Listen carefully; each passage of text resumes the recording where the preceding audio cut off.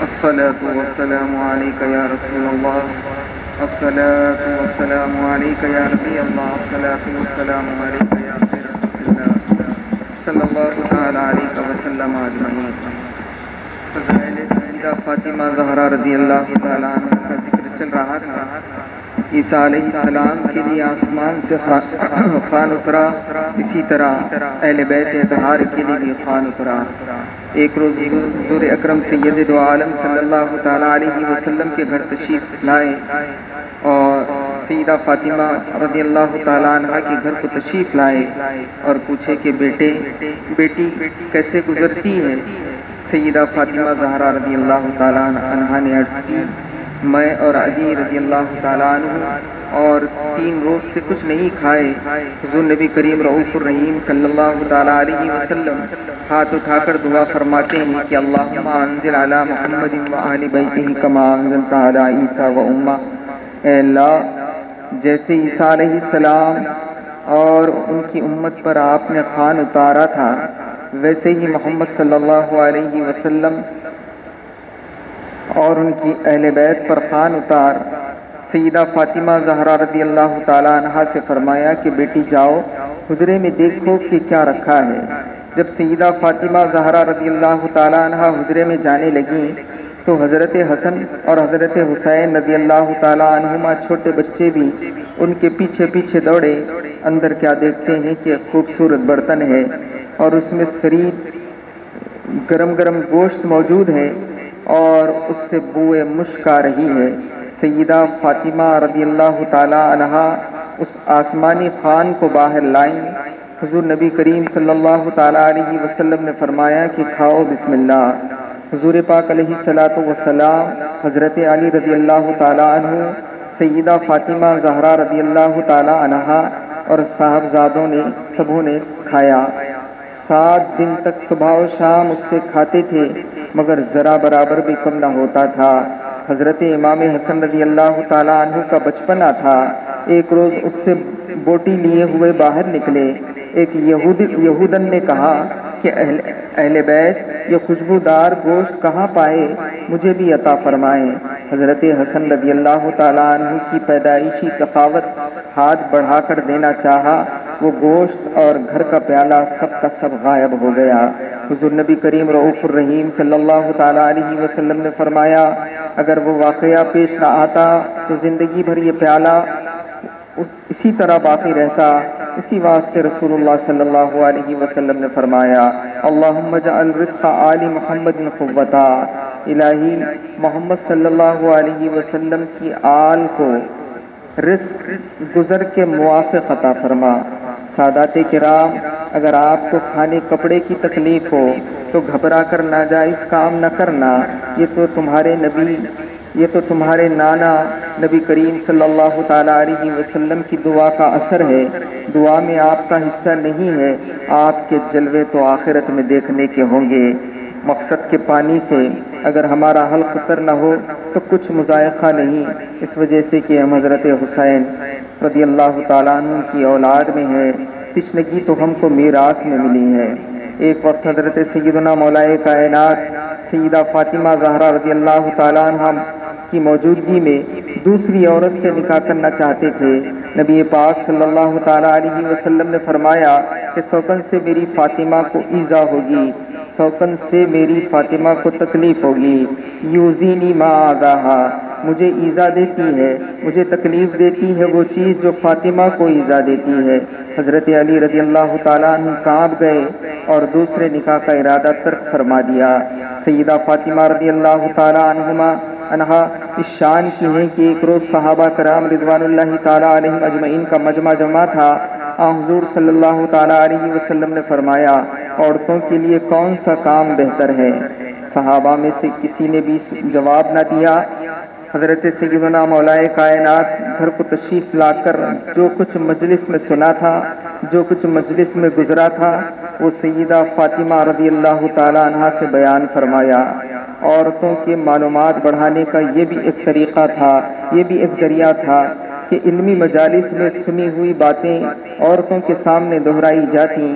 سیدہ فاطمہ زہرا رضی اللہ تعالیٰ عنہ نے فرمایا آپ نے یہ کیوں نہ کہہ دیا کہ عورتوں کے لیے یہی کام بہتر ہے کہ وہ مردوں کو نہ دیکھیں اور مرد انہیں نہ دیکھیں۔ مولا کائنات لوٹ کر حضور نبی کریم صلی اللہ تعالیٰ علیہ وسلم سے اسی طرح عرض کیا۔ آپ نے پوچھا علی تم نے یہ کس سے سیکھا؟ حضرت علی کرم اللہ وجہہ الکریم نے عرض کی کہ یا رسول اللہ فاطمہ سے سیکھا رضی اللہ تعالیٰ عنہ۔ حضور نبی کریم صلی اللہ تعالیٰ علیہ وسلم نے ارشاد فرمایا کیوں نہ ہو فاطمہ میرے جگر کا ٹکڑا ہے۔ فاطمہ جس پر غصہ ہو اللہ تبارک و تعالیٰ اس پر غصہ ہوتا ہے۔ فاطمہ جس سے خوش ہو اللہ تبارک و تعالیٰ اس سے خوش ہوتا ہے۔ عاشقان حسین سچ کہنا کیا فاطمہ قاتلان حسین سے خوش ہوں گی یا ان پر غصہ بھرے ہوئے ہوں گی؟ سیدہ فاطمہ رضی اللہ تعالیٰ عنہ کا غصہ اللہ تبارک و تعالیٰ کو غصے میں لانے والا ہے۔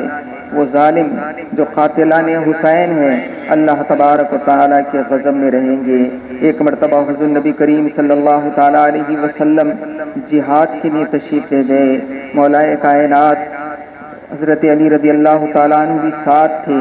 حضرت امام حسن اور حضرت امام حسین رضی اللہ تعالیٰ عنہما چھوٹے بچے تھے۔ اتفاق سے امام حسین رضی اللہ تعالیٰ عنہ کھیلتے کھیلتے کھجور بن میں نکل گئے جو صالح یہودی نام کے ایک شخص کا تھا۔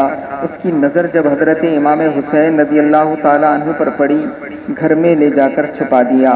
جب وقت مقررہ پر حضرت حسین نہ آئے تو سیدہ فاطمہ زہرا رضی اللہ تعالیٰ عنہ بے چین ہو گئیں۔ 70 بار دروازے ٹکائیں اور واپس ہوئیں، کوئی نہیں ملتا تھا جو حضرت امام حسین رضی اللہ تعالیٰ عنہ کو ڈھونڈ لائے۔ ہائے ایک لحظہ ایک لمحہ حضرت حسین رضی اللہ تعالیٰ عنہ نہ ملنے سے سیدہ فاطمہ رضی اللہ تعالیٰ عنہ بے چین ہے۔ کربلا کے واقعے کے وقت کیسے بے چین ہوئی ہوں گی؟ اسی لیے خواب میں دیکھا گیا کہ سیدہ فاطمہ زہرا رضی اللہ تعالیٰ عنہ کربلا کی زمین جھاڑ رہی ہیں۔ خواب دیکھنے والے نے پوچھا کہ آپ یہ کیا کر رہی ہیں؟ آپ نے فرمایا کہ کل میرا حسین رضی اللہ تعالیٰ عنہ یہاں زخمی ہو کر گرے گا، پھر میرے حسین کو کنکر چبھیں گے، اس لیے صاف کر رہی ہوں۔ الغرض سیدہ فاطمہ زہرا رضی اللہ تعالیٰ عنہ نے حضرت حسن رضی اللہ تعالیٰ عنہ سے کہا کہ اپنے بھائی کو ڈھونڈو۔ حضرت حسن رضی اللہ تعالیٰ عنہ کی بھی چھوٹی سی جان کھجور بن میں پھر رہے تھے اور پکار رہے تھے کہ یا حسین ابن علی یا قرۃ عین النبی این انت، اے حسین ابن علی، اے نبی کے آنکھوں کی ٹھنڈک تم کہاں ہو؟ میرا دل لے لیے ہو، اپنا چہرہ مبارک نہیں دکھاتے۔ حضرت حسن تم کہاں ہو؟ تم کو کہاں ڈھونڈوں؟ اے جانے برادر کس سے پوچھوں کہ تم کہاں ہو؟ حضرت حسن رضی اللہ تعالیٰ عنہ کو کہیں سے جواب نہ آنا تھا۔ ایک ہرن نظر آئی۔ حضرت حسن رضی اللہ تعالیٰ عنہ کہنے لگے کہ یا زبیو حل رأیت اخی حسینہ، اے ہرن میں تجھے اللہ تبارک و تعالیٰ کا واسطہ دیتا ہوں، میرے نانا رسول اللہ صلی اللہ علیہ وسلم کا واسطہ دیتا ہوں، تو مجھ سے بات کر اور بتا کہ میرے بھائی حسین رضی اللہ تعالیٰ عنہ کہاں ہے؟ بحکم خدا ہرن نے کہا کہ اے نبی کے نور دیدہ، صالح یہودی نے تمہارے بھائی کو چھپایا ہے، اس خزانے کو اس کے ویرانے میں ڈھونڈو، اس جوہر کو اس کے خزانے میں تلاش کرو۔ شہزادہ حضرت حسن رضی اللہ تعالیٰ عنہ صالح یہودی کے گھر آئے اور فرمائے کہ اے صالح میرے بھائی حسین رضی اللہ تعالیٰ عنہ کو گھر سے باہر لاؤ، بچپنے کی بھولی باتیں فرماتے، نہیں تو میں اپنی ماں سے کہتا ہوں کہ وہ ایک بددعا کریں تو روئے زمین پر کوئی ایک یہودی بھی باقی نہ رہے گا۔ میرے والد کی تلوار سے اور میرے نانا کی بددعا سے ڈرنا، دیکھ تمام یہودی برباد ہو جائیں گے۔ یہودی نے حیران ہو کر پوچھا کہ تمہاری ماں کون ہے؟ حضرت حسن رضی اللہ تعالیٰ عنہ نے فرمایا میری ماں کو کیا پوچھتا ہے، وہ خلاصہ خاندان نبوت ہے۔ اے صالح میری ماں وہ ہے جن کے مہر میں گناہ گاروں کا چھٹکارا لکھا ہوا ہے۔ میری ماں تمام سعادات کی ماں ہے، تمام سعادتوں کا مجمع ہے۔ میری ماں وہ ہے جب وہ میدان قیامت میں آئیں گی تو سارے اہل محشر کی آنکھیں بند کروائی جائیں گی، جن کا نام مبارک فاطمہ ہے۔ یہودی نے کہا کہ تمہارے باپ کون ہیں؟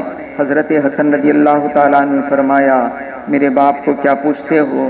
میرے باپ شیر یزداں شاہ مرداں جو جنگ میں 2 تلواروں سے لڑا کرتے، 2 نیزوں سے مارا کرتے اور حضرت رسول اللہ کے ساتھ 2 قبلوں کی طرف نماز پڑھ چکے، حضور کی صلی اللہ تعالیٰ علیہ وسلم کے ہجرت کی رات اپنی جان آپ پر قربان کر کے آپ کی جگہ سونے والے میرے باپ، اس جوامردی پر آسمان سے جبریل علیہ السلام بھی مرحبا کہے، اللہ تبارک و تعالیٰ نے جن کا نام مبارک علی رکھا ہے۔ یہودی نے کہا کہ تمہارے نانا کون؟ حضرت حسن رضی اللہ تعالیٰ نے فرمایا کہ میرے نانا کو کیا پوچھتا ہے؟ میرے نانا تو سن، میرے نانا وہ کہ جنہوں نے مکہ معظمہ میں عشاء پڑھی اور پلک جھپکنے تک بیت المقدس اور عرش تک وہ آئے، اللہ تبارک و تعالی جن کو بار بار سلام کہلا بھیجتا ہے، عرش پر بلا کر باتیں کرتا ہے، اور حضرت حسن رضی اللہ تعالیٰ عنہ ادھر یہ کہتے جاتے تھے اور ادھر یہودی کے دل سے کفر دور ہوتا جاتا تھا اور ندامت سے رو رہا تھا۔ گھر میں گیا، حسن رضی اللہ تعالیٰ عنہ کے ہاتھ میں حسین رضی اللہ تعالیٰ عنہ کو دیا، دونوں مل کر ماں کے پاس آئے، سیدہ خوش ہو گئیں۔ دوسرے دن صالح یہودی نے اپنی قوم کے 70 اشخاص کے ساتھ مسلمان ہو کر سیدہ فاطمہ رضی اللہ تعالیٰ عنہ کے دروازے پر آیا اور نہایت ہی درد سے رونے لگا، اے رسول اللہ کی صاحبزادی، آپ کے حسین کو میں نے جو ستایا ہے اس سے نادم ہوں، کفر چھوڑ کر مسلمان ہو گیا ہوں، میرا قصور معاف فرمائیں۔ سیدہ فاطمہ رضی اللہ تعالیٰ عنہ نے ارشاد فرمایا کہ میں نے اپنا حصہ معاف کیا، مگر یہ بچے فاطمہ ہی کے نہیں ہے، حضرت علی سے بھی تو تعلق ہے، حضرت علی رضی اللہ تعالیٰ عنہ سے بھی معافی چاہو۔ جہاد سے واپسی کے بعد اس نے حضرت علی سے بھی معافی چاہی، آپ نے فرمایا کہ میں نے اپنا حصہ معاف کیا، مگر یہ بچے حضرت رسول اللہ کے جگر گوشہ ہیں، حضور سے بھی معافی چاہو۔ یہودی روتا ہوا حضور کے پاس گیا، حضور نبی کریم صلی اللہ تعالیٰ علیہ وسلم نے فرمایا میں نے تو معاف کیا، مگر یہ بچے اللہ تبارک و تعالیٰ کے مقبول ہیں، اللہ سے معافی چاہو۔ اس بیچارے نے روتے روتے جنگل کی راہ لی، 17 روز روتا رہا، 18ویں روز وہی آئی کہ ہم نے اس کے قصور کو معاف کیا، اس کا نام دوستوں کے دفتر میں لکھ دیا۔ دوستو مسلمانوں، للہ ذرا یہاں سوچو، ایک یہودی سے صرف کتنا سا قصور ہوا کہ حضرت حسین رضی اللہ تعالیٰ عنہ کو گھر میں چھپایا، نہ تماچا مارا، نہ گالی دی، پھر اپنے کیے پر نادم ہو کر مسلمان بھی ہوا، اور اتنا رویا کہ تب کہیں جا کر اللہ تبارک و تعالی راضی ہوئے۔ ہائے جن ظالموں نے حضرت زہرا کے لال حضرت حسن رضی اللہ تعالیٰ عنہ کو زہر پلا کر جگر کے 72 ٹکڑے کیے، ہائے حضرت علی رضی اللہ تعالیٰ عنہ کے 72 تنوں کو وحشیانہ طریقے سے شہید کر کے خاک اور خون میں تڑپائے، ان کا حال کیا ہوا ہوگا۔ اے ظالموں، اولاد رسول کی خون ریزی کے لیے تیار ہو گئے ہو، کچھ تو تم کو اللہ تبارک و تعالیٰ سے شرم کرنی ہوگی، کچھ تو تم کو اللہ تبارک و تعالیٰ کے رسول سے شرم کرنی ہوگی۔ ان کی عزت کرنے، ان سے محبت کرنے کے لیے وصیت فرما گئے۔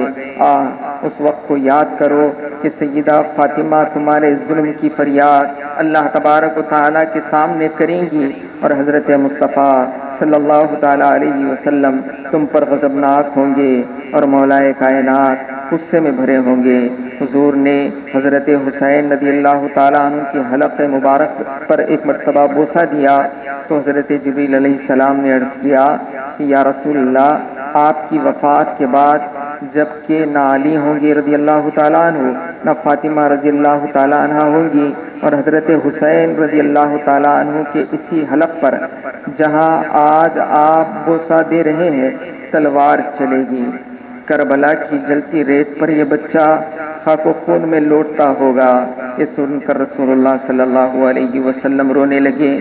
مولائے کائنات رونے کا سبب پوچھے تو حضور پاک صلی اللہ تعالیٰ علیہ وسلم نے جبریل امین علیہ السلام سے جو سنا تھا وہ سنا دیا۔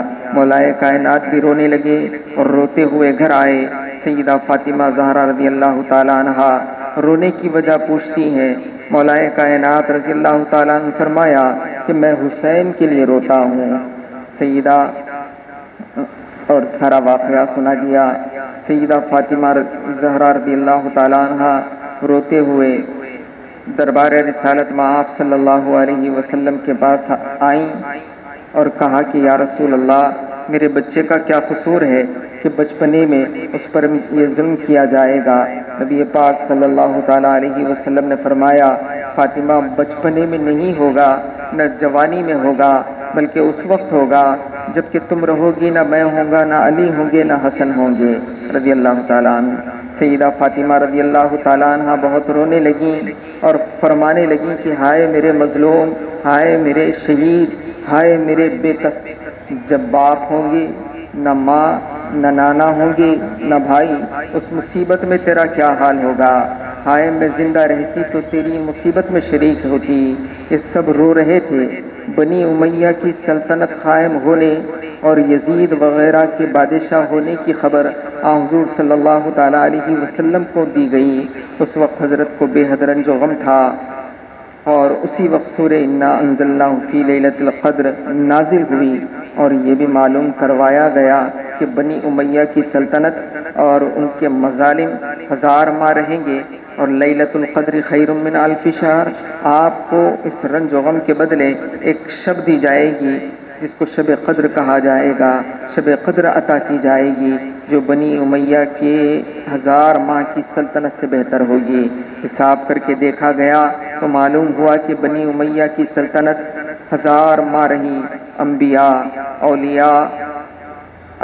اولیاء پر بڑی بڑی مصیبتیں آئیں، ان میں ان کی آزمائش کی گئی، لیکن دنیا میں حضرت سیدنا امام حسین رضی اللہ تعالیٰ عنہ کی مصیبت اور آزمائش جیسا کبھی کہیں کسی نے نہیں دیکھا ہوگا۔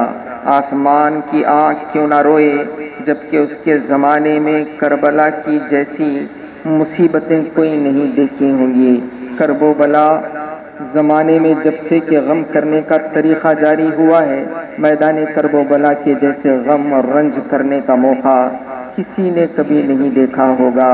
کسی نے جہاں میں کربلا کی بلا سے سخت اور زیادہ کوئی بلا نہ دیکھی ہوگی۔ دل کو ٹکڑے ٹکڑے کرنے والا کربلا کے مصیبت کدے سے زیادہ کوئی مصیبت کدا نہ دیکھا ہوگا۔ جب سے نبی کے باغ کا پھول پانی نہ ملنے پر پس مردہ ہو گیا، پھر دین کے باغ میں بہار کوئی شخص نہ دیکھا ہوگا۔ ربنا وآخر دعوانا الحمدللہ رب العالمین۔